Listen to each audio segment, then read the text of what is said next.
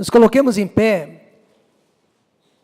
O nome da minha mensagem nesta manhã é exatamente este: Pastor ou homem de Deus? Pastor ou homem de Deus?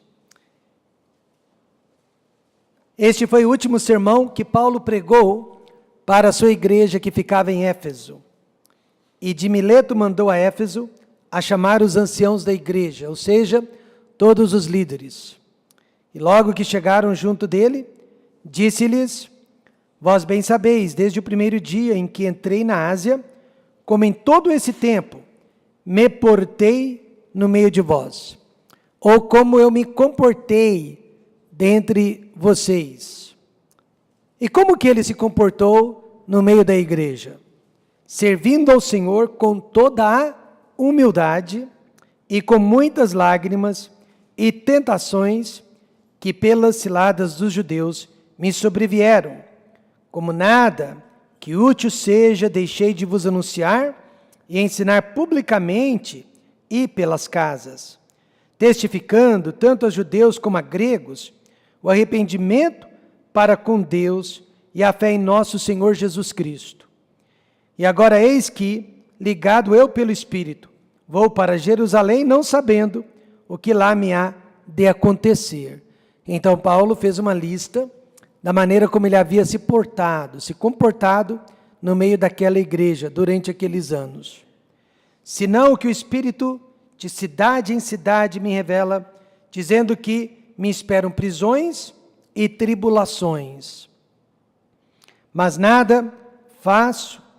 nada faço questão, nem tenho a minha vida por preciosa, contanto que cumpra com alegria a minha carreira e o ministério que recebi do Senhor Jesus, para dar testemunho do Evangelho da graça de Deus. E agora eis que eu sei que todos vós, por quem passei pregando o reino de Deus, não vereis mais o meu rosto. Portanto, no dia de hoje vos protesto, que estou limpo do sangue de todos, porque nunca deixei de vos anunciar todo o conselho de Deus. Olhai, pois, por vós e por todo o rebanho, sobre que o Espírito Santo vos constituiu bispos, para apacentardes a igreja de Deus, que ele resgatou com o seu próprio sangue. E o povo de Deus diz: amém, à palavra de Deus. Podem se assentar. Nesta manhã, nós somos pastores ou homens de Deus? O que preferimos? Com certeza, nós preferimos sermos chamados de homens de Deus, porque pastor nunca foi mesmo um título, e nunca foi mesmo um pronome de tratamento, mas apenas uma posição adotada dentro das igrejas, assim como a posição de diácono. Pastor é apenas uma posição, não é um título, não é um pronome de tratamento. Pessoas dão muita importância ao título, mas Paulo enfatizava a importância do trabalho que o pastor realizava no meio da igreja, e jamais a importância daquele título. Paulo pregou aqui o seu último sermão para a igreja de Éfeso, e somente ele foi capaz de dizer o seguinte: portei-me humildemente dentre vós. Somente ele foi capaz de dizer: suportei sofrimentos por vossa causa. Somente ele podia dizer: ensinei-vos somente o que fosse útil. Preguei fé em Jesus e arrependimento de pecados. Ele também disse: não fiz acepção de pessoas, mas chegou o dia da minha partida. Chegou a hora de ir embora. Eis aqui então a diferença. Nem todo pastor poderia dizer essas coisas que Paulo disse, mas todo homem de Deus poderia dizer isso e muito mais. Amém, irmãos? Pastor ou homem de Deus? A Bíblia de Gênesis a Apocalipse enfatiza a importância do nosso relacionamento vertical para com Deus e do nosso relacionamento horizontal para com o nosso próximo. E apesar disso, muitos de nós, pastores, e eu me incluo, passam a vida inteira ensinando sobre doutrinas, o que é muito importante, ensinando sobre padrões de conduta humana, o que também é muito importante, mas quase nada sobre a nossa convivência uns para com os outros, o que, no entanto, é o mais importante, a começar dentro da nossa própria casa. Mas Jesus resumiu a lei do Velho Testamento, e por que não dizer todas as doutrinas do Novo Testamento, através de um único mandamentozinho. Jesus disse: portanto, tudo que vós quereis que os homens vos façam, fazei-lo também vós, porque esta é a lei e os profetas. Então Jesus foi capaz de resumir todos os mandamentos legais, e ele foi capaz de resumir todas as doutrinas eclesiásticas neste único mandamento: nós temos que saber conviver com as pessoas. Amém, irmãos? Ou nós estamos jogando tudo por terra?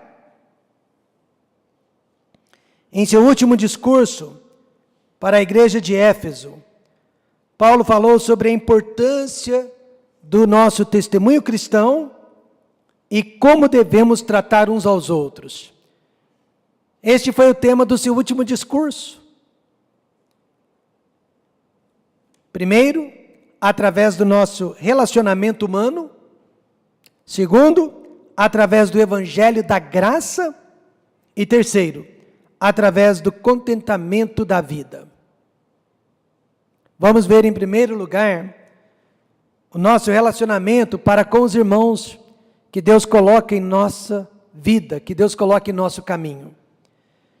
No versículo 18, Paulo disse: vós bem sabeis, desde o primeiro dia, desde o meu primeiro momento aqui com vocês, como em todo esse tempo, me portei no meio de vós, ou me comportei dentre vós. Paulo se preocupava com a maneira como a igreja o enxergava.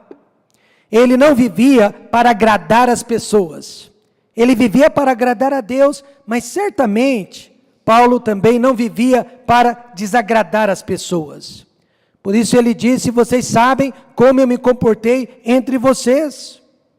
Infelizmente, alguns pastores erram nesta questão do relacionamento humano, do trato para com as pessoas. Eles estão mais preocupados com a exegese de seus discursos do que com a maneira como tratam as pessoas. Os fariseus eram assim. Por isso Jesus disse: todas as coisas, pois, que vos disserem que observeis, observai-as e fazei-as. Mas não procedais em conformidade com as suas obras, porque dizem e não fazem. Os fariseus, eles se preocupavam sim com o conteúdo de seus ensinamentos, e eles estavam certos, mas não se preocupavam com a maneira como eles tratavam as pessoas. Como deve ser o nosso relacionamento para com os outros? Primeiro, sempre com humildade e sem fazer acepção de pessoas. Amém, irmãos? Sem fazer acepção de pessoas. Primeiro, sempre com humildade. Paulo disse: servindo ao Senhor com toda a humildade e com muitas lágrimas e tentações. E a humildade que Paulo dizia possuir era um estado mental e não um estado físico. Ou seja, a humildade de Paulo não se baseava no que ele fazia, mas sim como ele pensava. Como ele pensava a respeito de si mesmo e como ele pensava a respeito dos outros. Paulo pregava, Paulo ensinava, Paulo exortava, Paulo visitava, mas ao mesmo tempo, ele não pensava em si mesmo, ele pensava apenas no Senhor. Veja que os fariseus também eram humildes em ações, mas eles eram orgulhosos em palavras. Por quê? Porque eles estavam sempre cheios de si mesmos. Eu não mato, eu não roubo, eu não adultero. No início de seu ministério, na cidade de Altinópolis, aqui no interior de São Paulo. Meu pastor, isso nos anos 60, foi convidado para participar de um funeral de uma pessoa muito importante que havia falecido na cidade. E ele foi um dos 3 pregadores. Ele, batista, mas havia um pregador presbiteriano e um pregador, se eu não me engano, da Assembleia de Deus. Dos 3 pregadores, meu pastor, é claro, pregou melhor, falou melhor. Coitadinho do pastor presbiteriano, que mal sabia conversar. Mas na hora do enterro, na hora em que eles iriam colocar o caixão dentro do buraco, o meu pastor, de camisa branquinha, engravatado, escorregou e caiu dentro do buraco. Uma vez lá dentro, ele começou a pular, tentando sair do buraco, mas não conseguia, porque a terra estava molhada. Ele já estava todo lambuzado de lama. Ninguém para ajudá-lo. Até que o pastor presbiteriano, coitadinho, se aproximou do buraco, estendeu as mãos e disse: segure a minha mão, irmão. E ele puxou o meu pastor, e enquanto ele puxou o meu pastor foi se sujando dos pés à cabeça de lama. Tirou o meu pastor daquele túmulo, daquele buraco. O meu pastor saiu dali, cabeça baixa, e disse para um dos membros da igreja dele: foi Deus quem fez isso comigo, para acabar com o meu orgulho, para acabar com a maneira como eu estava pensando a respeito de mim mesmo. A humildade de Paulo era um estado mental, irmãos. Era como ele se achava, era como ele se via, e como ele via a Deus, e como ele via aos demais irmãos. O que pensamos de nós mesmos determina o grau da nossa humildade ou determina o grau do nosso orgulho. E trataremos as pessoas sempre de acordo com o nosso estado mental, mesmo que através do nosso estado físico estejamos sendo humildes. Mas a verdadeira humildade se inicia dentro dos nossos corações. E além de humildade, sem fazer acepção de pessoas. Paulo disse, testificando tanto aos judeus como aos gregos, a conversão a Deus e a fé em nosso Senhor Jesus Cristo. Mas Paulo não era um enviado especial para os gentios? E Pedro não foi um enviado especial para os judeus? Sim, mas Paulo não fazia acepção de pessoas, e ele tratava todos por igual. Ele estava aqui se despedindo da igreja, com absoluta certeza, que ele amou a todos aqueles irmãos de igual modo. Com isso eu posso dizer que Deus nos livre do pecado de favoritismo. Amém, irmãos? Que Deus nos livre deste pecado. Certa vez um jovem marido me disse, chorando, pastor, você não é meu amigo, você é apenas o meu pastor. Na hora, o que parecia ser uma crítica, o que parecia ser uma grande reclamação, foi na verdade um grande elogio. Ele estava me dizendo, o Senhor não me trata diferentemente de outras pessoas. Nós somos tratados aqui por igual. 25 anos mais tarde, este homem se encontra na igreja, porque o pastor não foi amigo dele, mais do que amigo dos outros, mas foi pastor dele. Amém, irmãos? Paulo pôde dizer essas mesmas palavras para todos os anciãos que se reuniram naquele dia para se despedir dele. Eu tratei a todos vocês de igual modo.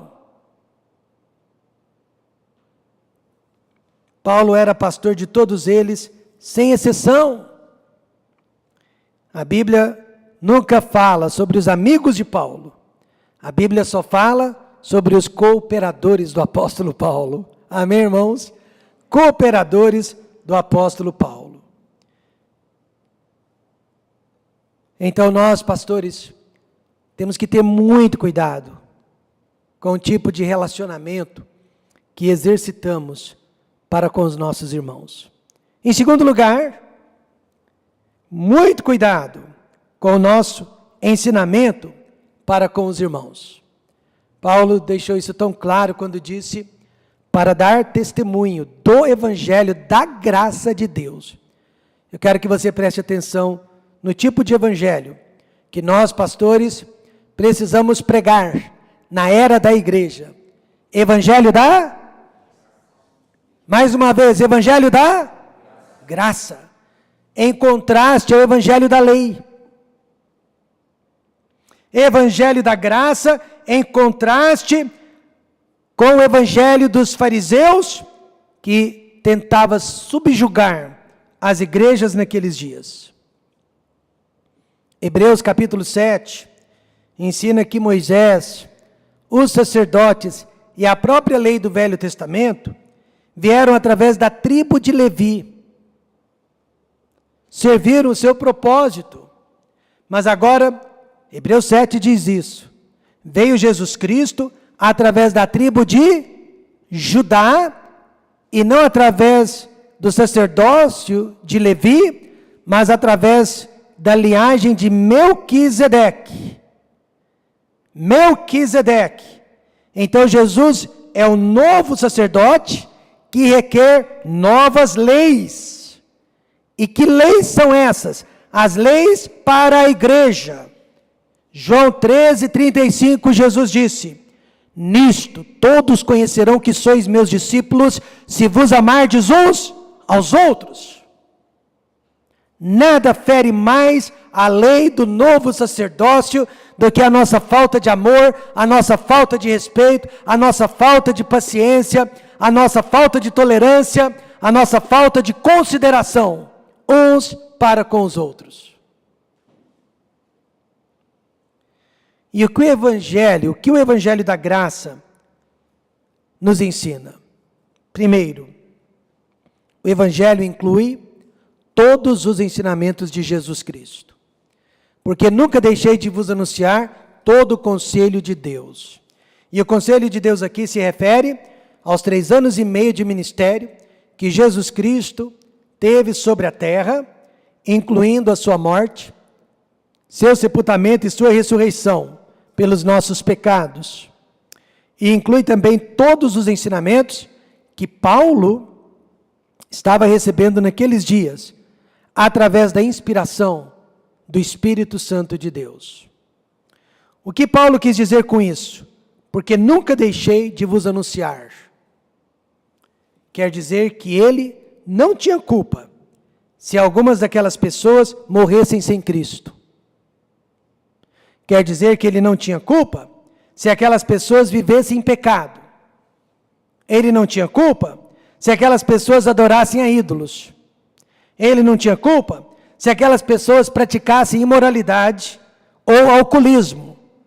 Ele não tinha culpa se aquelas pessoas se divorciassem, brigassem, se devorassem, se matassem, deixassem a igreja, deixassem o evangelho. Ele não tinha culpa. Veja o versículo anterior, verso 26. Portanto, no dia de hoje, vos protesto, que estou limpo do sangue de todos. Meus amados irmãos, perante Deus e perante esta igreja de quase 4 anos de idade, eu posso dizer e usar as mesmas palavras: eu estou limpo. Eu estou limpo. Eu sei que estou limpo porque, desde que nos encontramos aqui no primeiro dia, eu tenho anunciado todo o conselho da parte de Deus. Nossa igreja não minimiza o pecado, amém, irmãos? O pecado é grave, o pecado é sujo, o pecado é horroroso. Mas a nossa igreja não destrói o pecador. Dentro de todo o conselho de Deus, precisamos observar 3 aplicações. Falar muito sobre o que Deus fala muito. Amém, irmãos? Deus fala muito sobre o amor, Deus fala muito sobre o respeito ao próximo, Deus fala muito sobre humildade, Deus fala muito sobre o relacionamento humano. Falar pouco sobre o que Deus fala pouco, e não falar nada sobre o que Deus não fala. A expressão graça de Deus, o evangelho da graça de Deus, já deixa bem claro que a igreja não está aqui para pregar a lei de Deus. A igreja não está aqui para pregar sobre a condenação de Deus, mas sim sobre o amor de Deus, sobre a salvação de Deus, sobre a transformação que Deus opera na vida das pessoas. O evangelho significa boas novas e não más notícias para o pobre pecador. Em segundo lugar, o evangelho da graça de Deus inclui o sangue de Jesus Cristo. Para apacentardes a igreja de Deus, que ele resgatou com o seu próprio sangue. Só neste versículo, Deus deixa claro, Jesus Cristo é chamado de Deus, e Deus é o dono da igreja. Jesus Cristo é chamado de Deus, e Deus é o dono da igreja. Duas verdades imutáveis, e das quais nós não podemos fugir. O homem de Deus, então, é aquele que reconhece o poder do sangue de Cristo. Como assim? Poder para lavar-nos de todos os nossos pecados. Amém, irmãos? Mas pastor, o senhor não sabe o que eu já aprontei, porque você não sabe o poder do sangue de Jesus Cristo. Poder para nos dar a vida eterna. Poder para nos deixar entrar diretamente na presença de Deus. Poder para um dia nos ressuscitar dentre os mortos.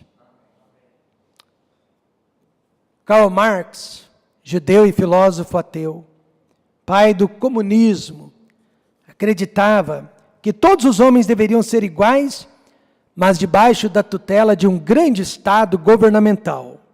Ou seja, só os líderes do governo podem ser ricos, podem viver do bom e do melhor, e todos os demais homens deveriam ser equiparados por baixo, dentro de uma sociedade. O sonho de Marx jamais será realizado neste mundo, mas de uma certa forma será realizado no céu, mas não debaixo de um grande estado político, e sim debaixo do sangue de Jesus Cristo. O sangue que Jesus Cristo derramou na cruz do Calvário, porque nesta manhã, quem passar ou quem já passou por debaixo do sangue de Jesus Cristo, será igual aos olhos de Deus. Nesta manhã, todos nós que já fomos lavados no sangue de Cristo, somos iguais aos olhos de Deus. Apocalipse 7,14 diz, estes são os que vieram da grande tribulação, e lavaram as suas vestes, e as branquearam no sangue do Cordeiro. No mundo você pode ser rico ou pobre. No mundo você pode ser uma pessoa culta ou indouta. No mundo você pode ser popular ou um João Ninguém. Mas no céu, você será apenas uma pessoa lavada no sangue de Jesus Cristo. Este sangue então significa salvação. Este sangue significa perdão de pecados. Muito preocupada com o futuro dos 2 filhos. Certa mãe não conseguia mais dormir à noite. Eu soube do caso e sugeri que ela fizesse com os filhos o que eu já havia feito com a igreja. Dê para Deus, não são nossos, são de Deus. Hoje, os filhos já estão adultos, um deles casado, mas os 2 no caminho do Senhor. E a igreja, pastor? A igreja está indo muito bem, já produziu mais 5 outras igrejas, e já está rumo à 6ª igreja, para a glória do dono da igreja. O que eu quero dizer com isso? Se a igreja é de Deus, Ele cuida. Amém, irmãos? Se a igreja é do pastor, não há esperança. Paulo se preocupava com o seu relacionamento para com o povo de Deus. Paulo se preocupava com o tipo de ensinamento que ele passava para o povo de Deus. E em terceiro e último lugar, Paulo se preocupava com o nosso contentamento para com os irmãos. Ele disse: de ninguém cobicei a prata, nem o ouro, nem o vestuário. Assim como Jesus, Paulo contava com muitas pessoas ricas em seu ministério, mas ele nunca se aproveitou dessas pessoas para proveito próprio. Ele não ministrava a palavra de Deus visando dinheiro. O pastor pode até cobiçar a prata e o ouro de suas ovelhas, mas o homem de Deus não cobiça. Amém, irmãos? Pastor pode até ter favoritos dentro da igreja, mas o homem de Deus não tem. Amém, irmãos? O que Paulo fazia então para demonstrar o seu contentamento? Ele trabalhava com as próprias mãos e ele ofertava de seu próprio dinheiro. Primeiro, ele fazia tendas. Deixou isso tão claro no versículo 34. Sim, vós mesmos sabeis que para o que me era necessário a mim e aos que estão comigo, estas mãos me serviram. Ao mesmo tempo que ele ensinava que as igrejas deveriam cuidar bem de seus pastores, Paulo deixava bem claro que os pastores poderiam trabalhar também, se quisessem ou se precisassem. E realmente, hoje em dia, dependendo do tamanho da igreja ou do tamanho da cidade, esta não é uma má ideia. O pastor Oswaldo Agnesini, por exemplo, que já está no céu, trabalhava de tempo integral para um escritório e, ao mesmo tempo, pastoreava uma das melhores igrejas da nossa região, e Deus usou aquele homem para influenciar a minha vida sobremaneira. Mas precisamos entender a razão que Paulo fazia questão de trabalhar com as próprias mãos. Ele vivia em uma cultura helenista, que não admitia a venda do conhecimento. Já a cultura judaica estava acostumada com os dízimos e ofertas levíticas. Como Paulo estava querendo alcançar o mundo grego, o mundo romano, ele abriu mão de um direito bíblico para não causar escândalo na vida daquelas pessoas. Paulo também não tinha esposa, não tinha filhos. Ele tinha certa liberdade que os homens de Deus hoje em dia não têm. Mas a lição principal aqui é demonstrar contentamento e não ganância para com a igreja de Jesus Cristo. Esta é a lição que fica.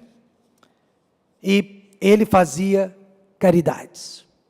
Paulo fazia caridades. Ele diz: tenho-vos mostrado em tudo que trabalhando assim é necessário auxiliar os enfermos e recordar as palavras do Senhor Jesus que disse: mais bem-aventurada coisa é dar do que receber. Então ele não apenas ensinava, mas ele demonstrava. Ele mostrava através de sua própria vida que devemos ser caridosos. Não devemos publicar o que fazemos pelo próximo, mas a igreja podia ver em Paulo o seu cuidado, o seu amor para com as pessoas mais carentes e pobres. Certo missionário norte-americano humildemente me perguntou como fazer para ser uma bênção na vida das pessoas da igreja. Eu disse para ele: reserve entre 5 a 10% do seu ganho para ajudar alguém em necessidade todos os meses. Mas faça isso de forma anônima, sem que as pessoas saibam de onde vem a ajuda. Desde 2005, este missionário tem agido assim. Jesus disse: mais bem-aventurada coisa é dar do que receber. Concluindo, pastor ou homem de Deus? Eu prefiro o homem de Deus. Mas já que eu estou pregando para nós pastores, eu tenho que admitir que hoje eu estou mais para pastor, depois de observar a vida do apóstolo Paulo. Mas que eu possa, primeiro, ser mais humilde e nunca fazer acepção de pessoas. Que eu possa ensinar tudo que diz respeito ao evangelho da graça e não me esquecer jamais do sangue derramado de Jesus Cristo. Ser um trabalhador fora e dentro da igreja e fazer caridade para com as pessoas mais necessitadas.